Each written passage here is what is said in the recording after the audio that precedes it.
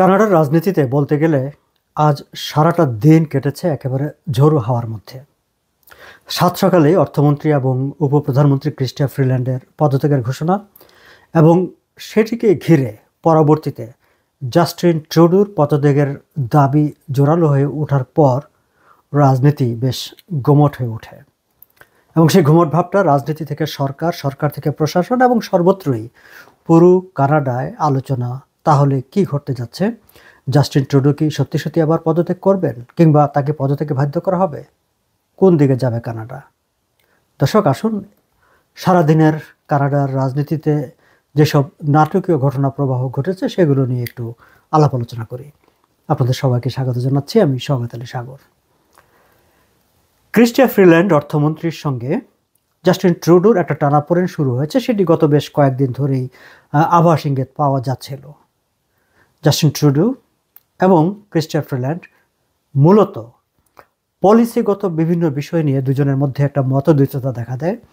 যদিও নাগরিকদের মনে একটা ক্ষোভ, অসন্তোষ ছিল দীর্ঘদিন ধরে যে জাস্টিন ট্রুডোর সরকার ইউক্রেনের দিকে বেশি মনোযোগী হয়ে উঠেছে এবং ইউক্রেনে প্রচুর সাহায্য সহযোগিতা অর্থ বরাদ্দ দিচ্ছে। এবং ইউক্রেনে অর্থ বরাদ্দ দেওয়ার যে আলোচনাটি, সেই আলোচনাটাই যতটা না জাস্টিন ট্রুডোর প্রতি ক্ষোভ দেখা গেছে নাগরিকদের মনে, তার চেয়ে বেশি ক্ষোভ দেখা গেছে ক্রিস্টিয়া ফ্রিল্যান্ডের দিকে। কারণ ক্রিস্টিয়া ফ্রিল্যান্ডের জন্মভূমি ইউক্রেন, সেরকম ভাবনা থেকেই নাগরিকদের মনে ক্ষোভ ছিল যে সম্ভবত ক্রিস্টিয়া ফ্রিল্যান্ডের কারণেই জাস্টিন ট্রুডো খুব বেশি ইউক্রেনের দিকে ঝুঁকে পড়েছেন। কিন্তু এখন যে কারণে দুজনের মধ্যে সম্পর্কের অবনতি ঘটে এবং ক্রিস্টিয়া ফ্রিল্যান্ড পদত্যাগ, অনেকটা ঝড়ের গতিতে পদত্যাগ করে ফেলেন, সেটি আসলে ইউক্রেন ইস্যু নিয়ে নয়, সেটি জাস্টিন ট্রুডোর অন্যান্য ক্ষেত্রে তার খরচ, গভর্নমেন্ট টু মাচ এবং ক্রিস্টিয়া ফ্রিল্যান্ডের ভাষায় আননেসেসারি এক্সপেন্ডিচার এবং সরকারের রাজস্ব বাজেটের যে ইমব্যালেন্স হয়ে ওঠা, সেই সব নিয়ে দুজনের মধ্যে টানাপোড়েন দেখা দেয়।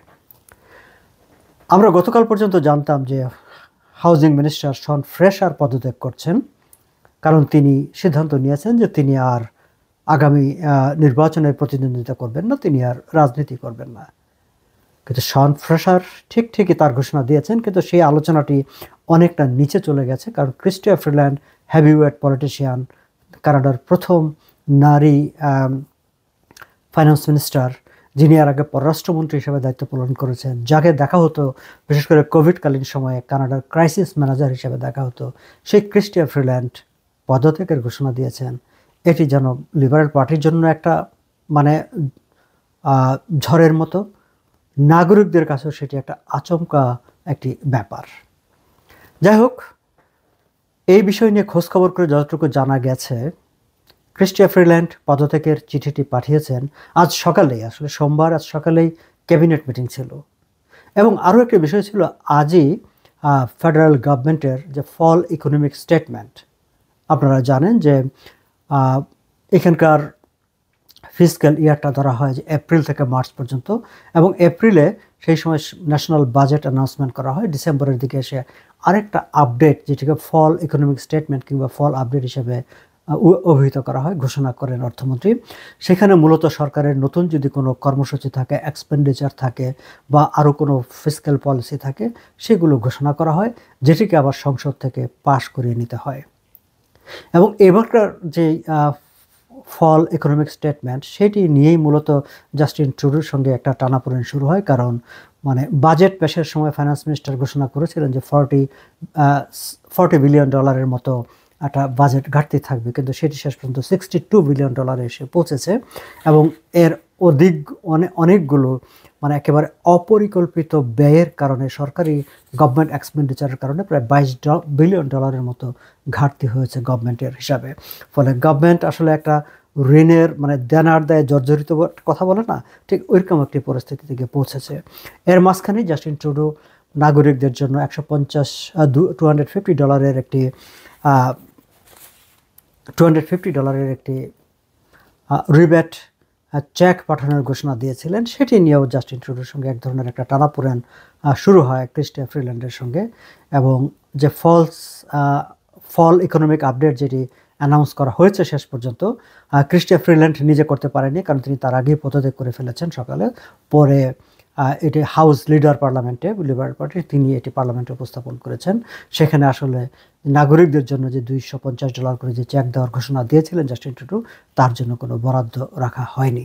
বরাদ্দ রাখা হয়নি এই কারণে যে এই মানে স্টেটমেন্টটাকে তো পার্লামেন্টে পাশ করাতে হবে। জাগমিত সিং এনডিপি স্পষ্ট করে বলে দিয়েছে যে গভর্নমেন্ট, জাস্টিন ট্রুডো ঘোষণা করেছেন যে যারা কাজ করেছে 2023-তে কেবলমাত্র তারাই এই চেকটা পাবেন। কিন্তু জাগমিত সিংয়ের দাবি ছিল যারা অবসরে গিয়েছেন কিংবা যারা ডিসেবিলিটিতে আছেন তাদেরকেও এই চেকটি দেওয়া হোক। সেটি ট্রুডো রাজি হননি, ফলে তিনি ঘোষণা দিয়েছেন যে তিনি এটি সমর্থন করবেন না। ফলে এটি যদি সমর্থন না হয় তাহলে পার্লামেন্টে এটি পাশ হবে না, এবং ফিসক্যাল বিল যদি ট্রুডো পাশ করতে না পারেন সেক্ষেত্রে আসলে গভর্নমেন্টের পদত্যাগ করা ছাড়া কোনো উপায় থাকে না। ফলে এই যে $250 বাজেটের যে ব্যাপারটি তার জন্য কোনো বরাদ্দ রাখা হয়নি।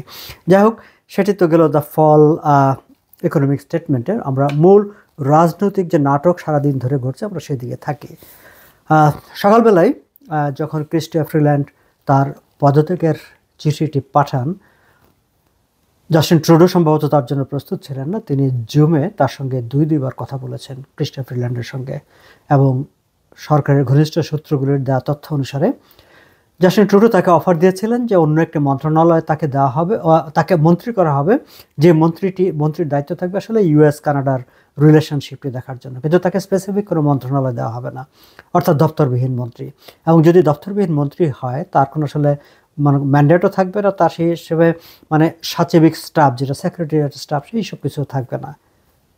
সঙ্গত কারণেই ক্রিস্টিয়া ফ্রিল্যান্ড তাতে রাজি হননি, তিনি রেজিগনেশনের অনর থাকেন।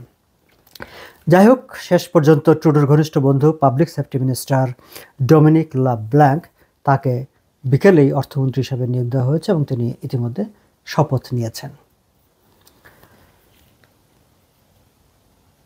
ক্যাবিনেট মিটিংয়ের আগে ক্রিস্টিয়া ফ্রিল্যান্ড রেজিগনেশন দেওয়ায় তিনি আর আসলে ক্যাবিনেট মিটিংয়ে যাননি। কিন্তু ক্যাবিনেট মিটিংয়ে ক্রিস্টিয়া ফ্রিল্যান্ডের পদত্যাগের বিষয়টি নিয়ে আলোচনা হয়েছে, একই সঙ্গে প্রশ্ন উঠেছে, সেখানে আলোচনাটাও হয়েছে যে জাস্টিন ট্রুডোর মানে লিবারেল পার্টির নেতা হিসেবে থাকা উচিত অথবা উচিত না। বেশ কয়েকজন মন্ত্রী, বেশ কয়েকজন ক্যাবিনেট সদস্যই মতামত দিয়েছেন যে Justin Trudeau should resign or step down from the post of the leader of the liberal party. এবং সেইখানেই সেই আলোচনাতেই তিনি আবার জরুরি ভিত্তিতে বিকেলে ককাসের তার সংসদীয় কমিটির বৈঠক ডাকেন, এবং সংসদীয় কমিটির বৈঠকে তুমুল আলোচনা হয়। সংসদীয় কমিটির বৈঠকে ক্রিস্টিয়া ফ্রিল্যান্ড অংশ নিয়েছিলেন। মজার ব্যাপার হচ্ছে, ক্রিস্টিয়া ফ্রিল্যান্ড যখন ততক্ষণে তিনি আর অর্থমন্ত্রী নেই। প্রধানমন্ত্রীর সঙ্গে দেন দরবার করে টানাপোড়েনে পদত্যাগ করা অর্থমন্ত্রী ক্রিস্টিয়া ফ্রিল্যান্ড তিনি যখন সংসদীয় কমিটির বৈঠকে ঢুকেন তখন সকল সংসদ সদস্যরা দাঁড়িয়ে তাকে সম্মান জানান। এটি একটা রেয়ার একটা জিনিস যেটি তিনি অর্থমন্ত্রী থাকা অবস্থায় পাননি, কিন্তু অর্থমন্ত্রী থেকে পদত্যাগের পর তিনি যখন সংসদীয় কমিটির বৈঠক সংসদ সদস্যদের মিটিংয়ে ঢুকেন সেখানে সব এমপিরা দাঁড়িয়ে তাকে সম্মান জানায়। এই মিটিংয়ে অন্তত 8 জন এমপি, দর্শক আমরা জানি বিভিন্ন সময় আরও 4 থেকে 5 জন এমপি তারা বিভিন্ন সময় জাস্টিন ট্রুডোর পদত্যাগের দাবি করেছেন, প্রকাশ্যে পত্রিকা টেলিভিশনে ইন্টারভিউ দিয়ে সভা সমাবেশে বক্তৃতা করে। ওই 5 জনের বাইরে এবার 8 জন এমপি নতুন করে তারা জাস্টিন ট্রুডোর উপস্থিতিতেই জোরালোভাবে দাবি করেছেন যে Justin Trudeau should step down, তার পদত্যাগ করা উচিত পার্টির লিডারশিপের পদ থেকে। অর্থাৎ লিবারেল পার্টির আগামী নির্বাচন পর্যন্ত জাস্টিন ট্রুডো প্রধানমন্ত্রী হিসেবে দায়িত্বে থাকবেন, কিন্তু আগামী নির্বাচনটি হবে নতুন কোনো নেতার নেতৃত্বে। অর্থাৎ পরবর্তী সময়ে যদি লিবারেল পার্টি আবার ক্ষমতায় ফিরে আসে তখন আর জাস্টিন ট্রুডো নন, নতুন কেউ প্রধানমন্ত্রী হবেন, এটি ছিল দাবি। কিন্তু জাস্টিন ট্রুডো তাতে রাজি হননি। তিনি স্পষ্ট করে বলে দিয়েছেন তিনি কোথাও যাচ্ছেন না। এ কথাটা তিনি আগেও একাধিকবার বলেছেন যে he is not going anywhere, তিনি থাকছেন কারণ তার উপর অনেক কাজ আছে। আগামী নির্বাচনে দলকে ঐক্যবদ্ধভাবে দলকে নিয়ে নির্বাচনী লড়াই লড়তে হবে, সো সেটি তার কাছে গুরুত্বপূর্ণ। দলের সদস্যরা কিংবা নাগরিকরা কারা তার পদত্যাগের কথা বলছে সেটি তার কাছে গুরুত্বপূর্ণ নয়, তিনি স্পষ্ট জানিয়ে দেন। দর্শক, ক্রিস্টিয়া ফ্রিল্যান্ডের পদত্যাগের পরপরই আসলে যে রাজনীতিতে যে টালমাটাল অবস্থা শুরু হয় সেখানে ব্লক কুইবেকও বিরোধী দল এবং পার্লামেন্টের প্রধান বিরোধী দল কনজারভেটিভ পার্টি অনতিবিলম্বে নতুন নির্বাচন দাবি করে বসে। তারা বলছে যে সংসদ ভেঙে দিতে হবে, জাস্টিন ট্রুডোর পদত্যাগ করতে হবে এবং দ্রুত একটি নির্বাচন দিতে হবে। তবে জাগমিত সিং এনডিপি তারা বলছে তারা ঠিক এই মুহূর্তে নির্বাচন চায়নি। তারা বলছে যে জাস্টিন ট্রুডোর লিবারেল পার্টির লিডারশিপ থেকে রিজাইন করা উচিত, করতে হবে। সো সেটি অবশ্য ভিন্ন বিষয়, যে লিবারেল পার্টির লিডারশিপ থেকে রিজাইন করা সেটি আলাদা বিষয়। আর এই মুহূর্তে নির্বাচন মানে সংসদ ভেঙে দিয়ে নির্বাচনের ঘোষণা দেওয়া সেটি চারটি বিষয়। ব্লক কুইবেকো কনজারভেটিভ পার্টি তারা চাচ্ছে নতুন নির্বাচন অনতিবিলম্বে। জাগমিত সিং চাচ্ছেন যে জাস্টিন ট্রুডো আগামী নির্বাচনে লিবারেল পার্টির নেতা হিসাবে দায়িত্বে থাকবেন না। যাই হোক, জাস্টিন ট্রুডো তার যে অবস্থা যে তিনি তার পদে থাকবেন সেটি তিনি জানিয়ে দিয়েছেন, ককাস মিটিংয়ে বক্তৃতা করেছেন এবং সন্ধ্যায় তিনি লিবারেল পার্টির একটি ফান্ড রাইজিং বৈঠকেও তিনি অংশগ্রহণ করেছেন। ইন্টারেস্টিংলি যে ফান্ড রাইজিং মিটিংটাতে তিনি যখন যান সেখানে রাস্তায় একজন মানে গাড়ি থেকে নেমে যাওয়ার সময় একজন পিছন থেকে দাঁড়িয়ে তাকে চিৎকার করে উঠে বলে যে ইউ শুড স্ট্যাপ ডাউন, তুমি দেশটাকে নষ্ট করে ফেলেছো, তুমি দেশটাকে শেষ করে ফেলেছো, so you should step down. Trudeau তার দিকে তাকিয়ে একটু হেসে শুধু বলেছেন you have a good night, thank you my friend.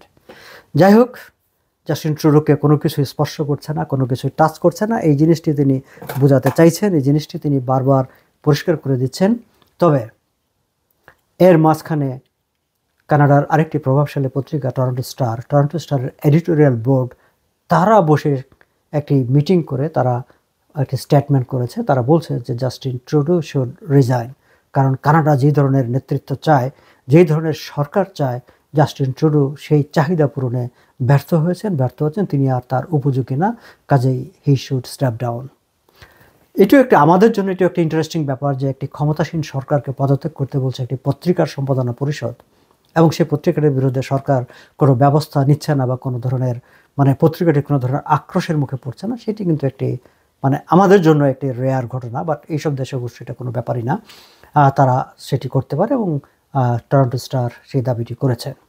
যাই হোক, রাজনীতি শেষ পর্যন্ত কোন দিকে মোড় নেবে, জাস্টিন ট্রুডো শেষ পর্যন্ত প্রধানমন্ত্রী পদে থাকবেনই কিনা, নাকি তাকে মানে আগাম নির্বাচন ঘোষণা করতে হবে, কিংবা আগামী নির্বাচনে জাস্টিন ট্রুডোই লিবারেল পার্টির নেতা হিসাবে থাকবেন কিনা, নাকি নতুন কেউ আসবে, সেই সব পরিষ্কার হওয়ার জন্য বা একেবারে পরিষ্কারভাবে দেখার জন্য আমাদেরকে আরও কিছুটা সময় অপেক্ষা করতে হবে। আজ এই পর্যন্তই, ভালো থাকবেন।